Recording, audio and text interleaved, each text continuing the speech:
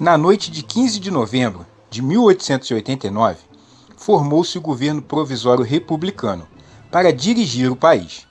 O novo governo, organizado pelos grupos sociais que promoveram a República, militares, cafeicultores e profissionais liberais, era liderado pelo Marechal Deodoro da Fonseca, que deixara de ser monarquista somente nas vésperas do golpe republicano.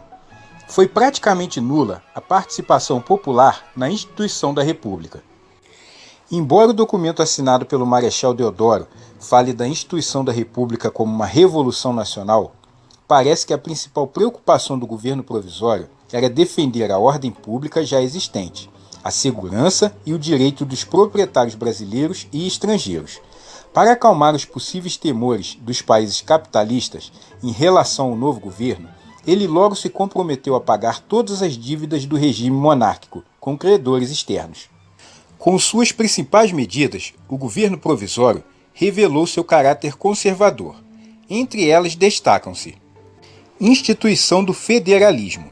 As províncias brasileiras foram transformadas em estados, membros da federação. Com isso, teriam maior autonomia administrativa em relação ao governo federal, cuja sede recebeu o nome de Distrito Federal, situado no Rio de Janeiro, antiga sede da Corte.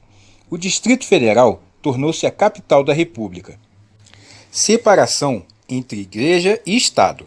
Com a República, foi extinto o regime do padroado, por meio do qual o Estado controlava a Igreja Católica. Em consequência, foram criados o Registro Civil de Nascimento e o Casamento Civil. Até então, só havia a certidão de batismo e casava-se na Igreja. O catolicismo deixou de ser a religião oficial do Estado. Criação de novos símbolos nacionais. Para substituir os símbolos da monarquia, foi criada, por exemplo, uma nova bandeira nacional com o lema Ordem e Progresso, sugerido pelo ministro da Guerra Benjamin Constant.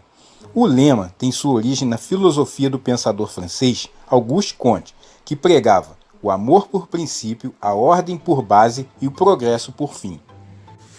Promulgação da Lei da Grande Naturalização. Estabelecida em 1890, com a intenção de amenizar o sentimento anti-lusitano de boa parte da população brasileira urbana, essa lei declarava cidadãos brasileiros os estrangeiros residentes no Brasil. Quem não quisesse ser naturalizado brasileiro deveria manifestar-se junto ao órgão competente. Esse sentimento anti-lusitano provinha, sobretudo, dos brasileiros pobres, que se sentiam explorados pelos imigrantes portugueses que controlavam boa parte do comércio e dos imóveis de aluguel, especialmente os cortiços. Uma medida de impacto tomada pelo governo provisório foi a reforma financeira conhecida como encilhamento, executada pelo ministro da Fazenda, Rui Barbosa, a partir de janeiro de 1890. Encilhar significa arrear o cavalo, preparando-o para a corrida. A reforma provavelmente recebeu esse nome porque produziu um movimento tão grande na Bolsa de Valores do Rio de Janeiro que lembrava o Jockey Club em dia de corrida. Os investidores eram comparados a apostadores, tentando a sorte no jogo. O objetivo da reforma era estimular o crescimento econômico, principalmente o desenvolvimento da indústria.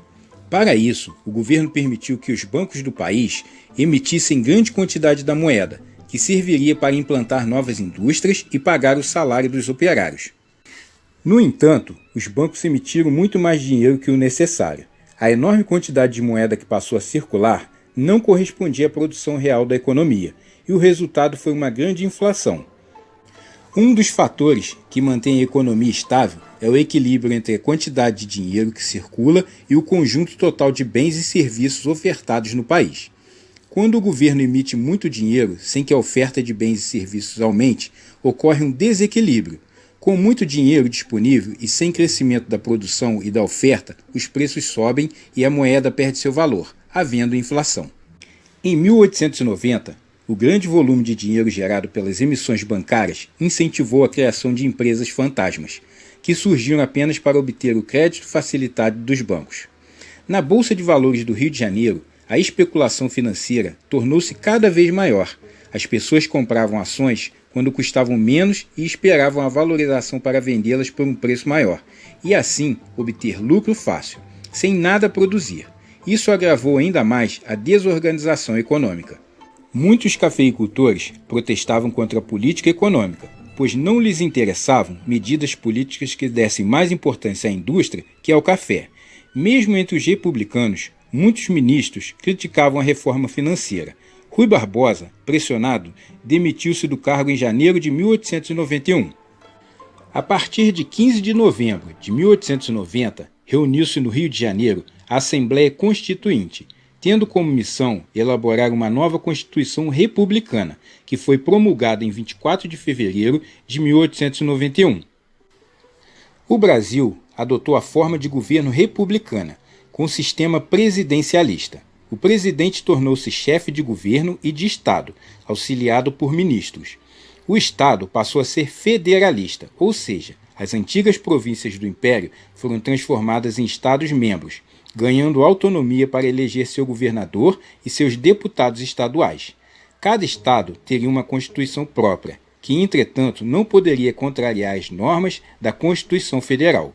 O governo republicano, o Estado federalista e o presidencialismo são mantidos até hoje no país, exceto por um curto período de tempo na década de 1960, quando se adotou o parlamentarismo como sistema de governo. O Estado brasileiro passou a ter 3 poderes independentes: o executivo, exercido pelo presidente da República e pelos ministros de Estado, o legislativo, exercido pelo Congresso Nacional, composto da Câmara dos Deputados e do Senado Federal, e o Judiciário, cujo órgão máximo é o Supremo Tribunal Federal. Essa divisão de poderes também vigora até hoje. O direito de voto foi garantido aos brasileiros maiores de 21 anos, excetuando-se analfabetos, mendigos, soldados e religiosos sujeitos à obediência eclesiástica. As mulheres também não podiam votar. O voto era aberto, ou seja, os eleitores eram obrigados a revelar publicamente em que candidato votavam, o que permitia aos grandes fazendeiros pressioná-los na hora da votação. No decorrer do período republicano, os segmentos sociais excluídos passaram a lutar pelo direito de voto. Ao longo do século XX, o voto passou a ser secreto e as mulheres, os religiosos, os analfabetos, assim como os maiores de 16 anos, conquistaram o direito de votar. Eu espero que com esse vídeo eu tenha lhe ajudado a entender o que foi o início da República Velha, que é o período que corresponde de 1889 a 1930. Muito obrigado por você ter assistido, um grande abraço, fique com Deus.